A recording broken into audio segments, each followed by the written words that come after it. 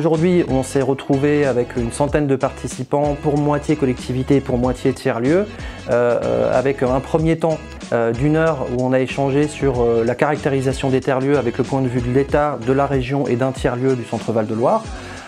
Ensuite, on s'est retrouvé sur 3 tables rondes, une table ronde sur le foncier, une table ronde sur les modèles économiques et une table ronde sur les politiques publiques territoriales et les relations entre tiers-lieux et politiques publiques. Une agora, c'est faire le pas de côté sur notre quotidien pour aller se nourrir des pratiques ailleurs. Un tiers-lieu n'est pas une finalité, c'est un concept. Et le concept il est en constante évolution et les bonnes idées sont partout. Et il n'y a pas de réponse unique à un besoin. Et donc ici on peut phosphorer, échanger, rencontrer et découvrir la richesse. Ça nous donne de la force, ça nous donne un boost. Et ça nous donne une ligne pour l'année à venir. On peut faire se croiser des publics qui ne se croiseraient pas quand on va juste, admettons, au cinéma ou au théâtre ou dans une salle de concert. Donc c'est vraiment toute cette transversalité, pluridisciplinarité. La différence nous enrichit. Donc c'est bien de penser entre nous, mais c'est encore mieux de construire avec ceux qui ont déjà eu l'expérience ou qui n'en ont pas justement, pour pouvoir faire en sorte que ce projet soit le nôtre, mais pas que le nôtre, notre collectif, mais aussi le nôtre du territoire, même ceux qui ne font pas partie du projet.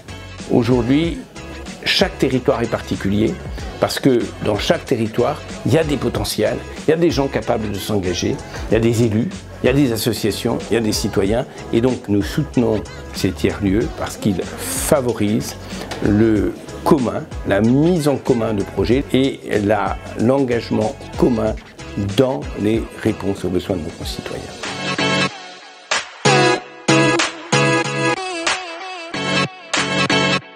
Après une belle pause repas cet après-midi, on s'est retrouvé pour un jeu sérieux, Serious Game en bon français, pour permettre aux collectivités présentes et aux tiers-lieux présents de commencer à tisser des liens en mode projet, on va dire, puisque ce jeu leur permet de rentrer de plein pied dans la création d'un tiers-lieu. C'est quelque chose d'intéressant, hein.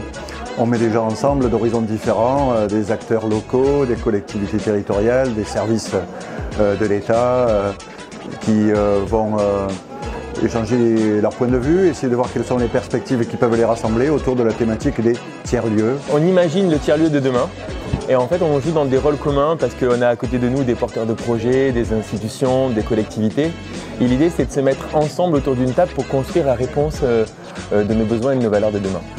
À tout vous dire, on n'avait pas prévu qu'il y ait autant de monde, il y a beaucoup de gens qui sont venus, qui n'ont pas prévu, pour moi c'est un symbole de réussite.